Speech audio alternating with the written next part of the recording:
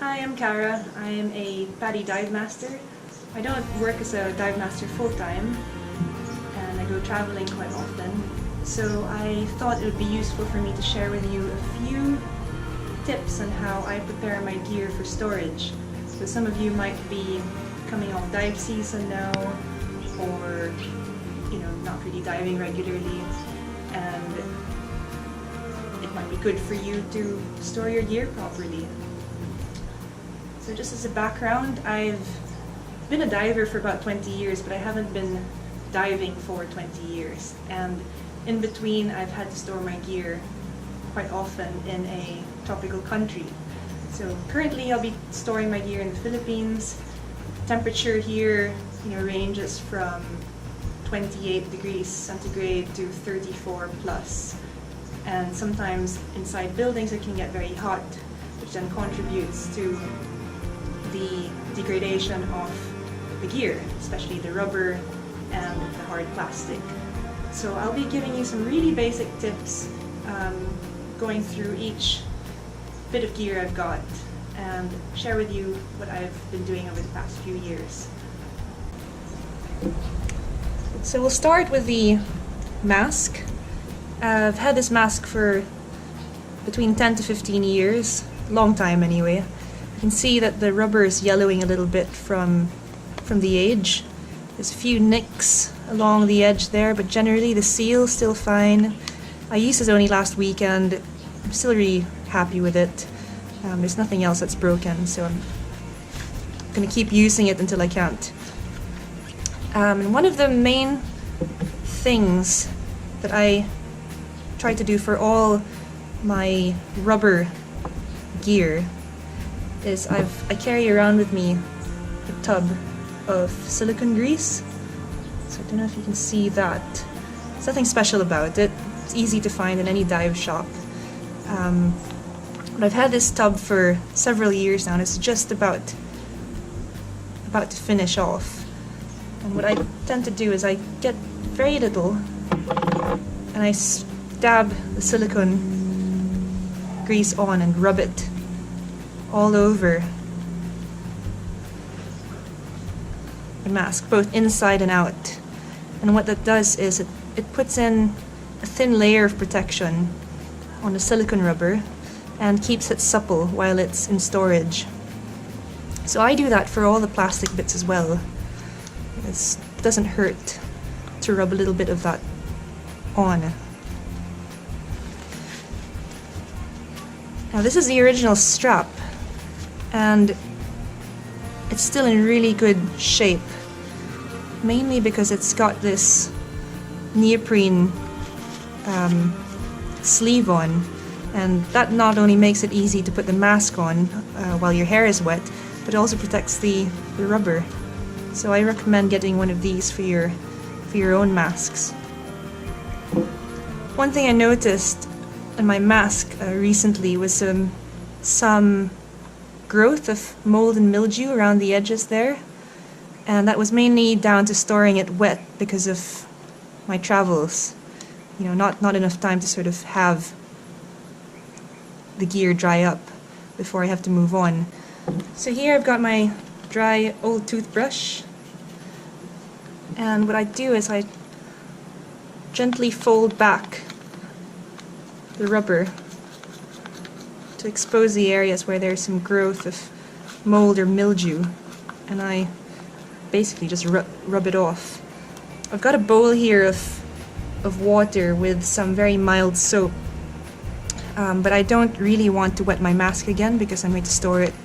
So if you could actually brush off the dirt and mildew, that is ideal. Once I'm happy with that, I always store my mask back in its case. I know some people don't want to take the case out with them when they travel, but I think it's worth it. So the next bit is a snorkel. I've had this snorkel for more than 8 years now, and these are all still the original components. I haven't changed anything. Haven't replaced anything. So the mouthpiece is still very supple. The plastic's yellowing, but it's still quite good. It still works as a really good snorkel. And that again is down to using some of the silicone grease on all the exposed areas. You don't need a lot, just need a really thin layer, rub it all around, and it's ready for storage. So I find a cloth bag or an old pillowcase or something, and I put the snorkel in there. And what this does is the cloth keeps the temperature relatively stable.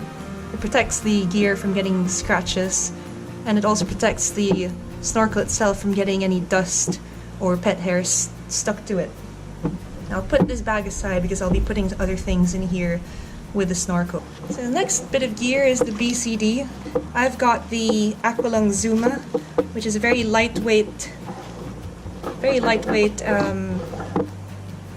BCD. It's a travel BCD. It's a bit too light for dive master work, but I've been using it anyway, and I see it, seems to work just fine.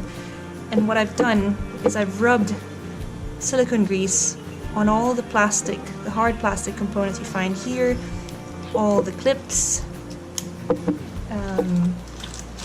My knife sheath is here, so I've rubbed that on with silicone grease as well.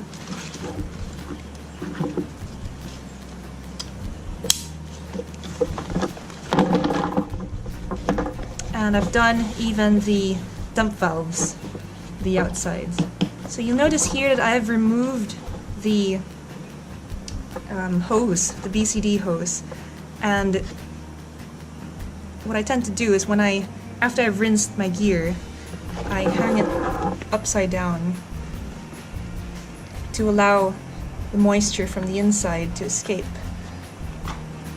And I went diving last weekend. It's been hanging for a few days now, and there's almost no moisture in there. But what I find is sometimes water tends to pool in that area. So what I do is get one of these cloths and I stuff it in there. Make sure it's a microfiber cloth or a chamois like this, so it doesn't leave any bits and pieces inside your BCD. But what I do is I stuff it in there, and it acts as a wick to wick out any of the moisture while it's hanging. And that was quite effective. It was only there for a day. Got rid of all the moisture pooled at the bottom there. And you can see here that it's yellowing slightly again from age or use. I've only had this a couple of years though, so it's still fine. Just checking all the threads are still okay. That rubber O-ring is still okay. And again, I've put a little bit of this silicone grease all around there and there. So I've checked that all my clips are done up. I recommend you investing in one of these hangers. They're really sturdy. They're great for hanging your BCD, and they also have a bit there that you could put your regulator on for hanging to dry. So I'm just going to prepare that to hang on storage. There you go. So like I said earlier, I removed the BCD hose, and some people don't realize that you could actually remove the hose and rinse it off on its own. I recommend removing it before storage, mainly so that you don't add any stress to the rubber, especially this rubber bit of the hose. Sometimes hanging that can bend it, and if it's bent for several weeks or months, slowly that starts to go brittle and starts to crack, and you'll have to spend for a whole new hose, which I don't think are very cheap. So what I've done is I've removed it, made sure it was rinsed off well inside and dry, and I've checked all the buttons. This particular button, the inflator, is very delicate. It's made of very thin rubber, and sometimes that is the first one to go on a well-used piece of equipment. So again, I've used silicone grease, rubbed it all over, put a thin layer here on the rubber here and all the hard plastic, and especially in there along the threads. And what I will do is I will store it in here with my snorkel.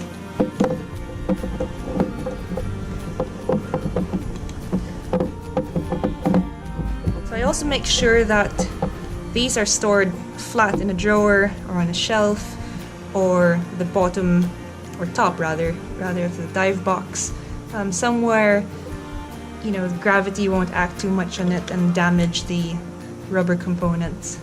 So the next bit of gear is the regulator. I've got the Scuba Pro MK25.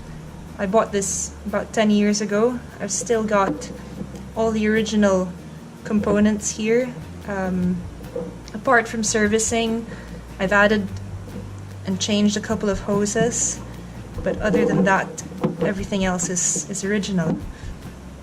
So what I've done here on the second stage is I've again used some of that silicone grease on this rubber area here in the purge valve, on the purge button rather, and all the hard plastic. So you can see there's some scratches there. That's just down to age and use.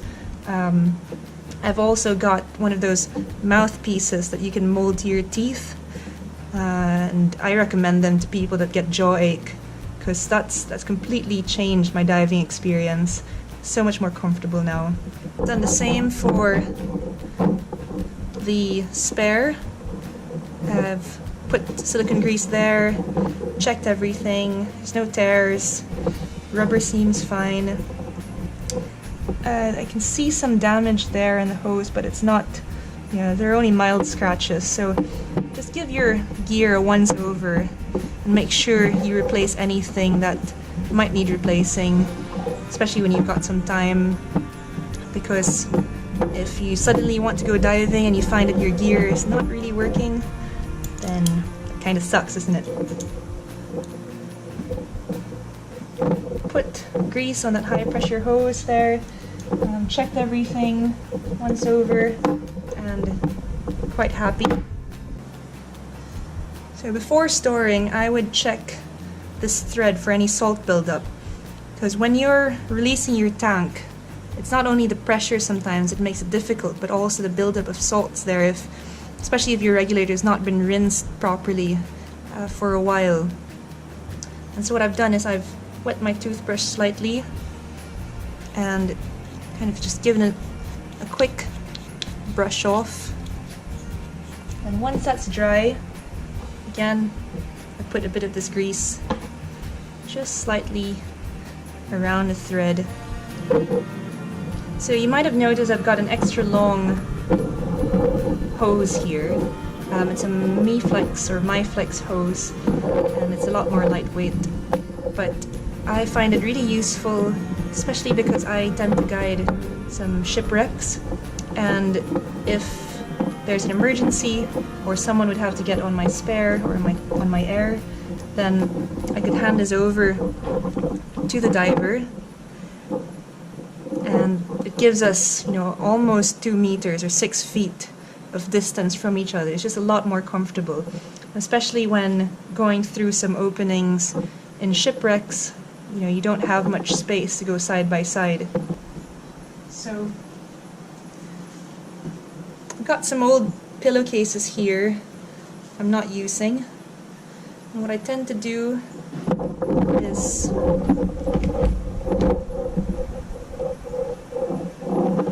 wrap them up in the case just to protect the components.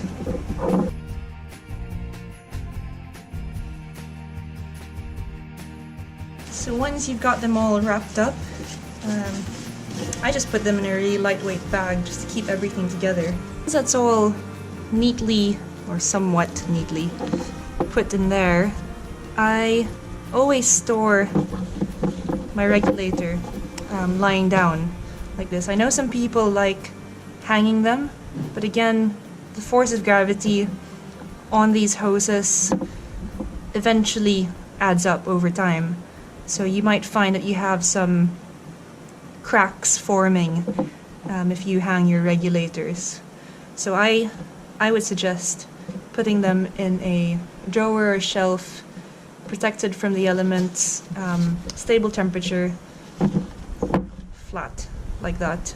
Peripherals that might not get too much attention when it comes to maintenance could be your dive knife, your DSMB, and the reel and line. So for the dive knife, again, I've used this magic stuff and put the silicone grease on the blade. So I've got an Aqualung dive knife. The sheath goes into my BCD, or is on my BCD, and with this thin layer of grease on the blade itself, it just protects it from any oxidation that might occur while in storage. I've also spread a bit of the grease on these hard plastic bits here to keep them supple, or to keep them from getting brittle. So for the reel, this reel is probably about 20 years old. It was my dad's reel and he probably only used it a couple of times. So, you know, it hasn't actually had a lot of use, but I've taken it down several dives now, and I was conscious that I haven't actually rinsed out the whole line for a while. Once you know you're not going to be diving for a bit, that you undo the whole line and soak it in a bit of fresh water for a few hours, dry it out, you know, hang dry it, and that should make your line last a lot longer. I've also, again, spread a bit of that grease all over, especially the hard plastic bits and the areas where there might be some rusting. For the DSMB, you know, it's just plastic again. I haven't used any silicone grease on it except for the clips. I rinsed them off inside and out, and what I did was I opened that up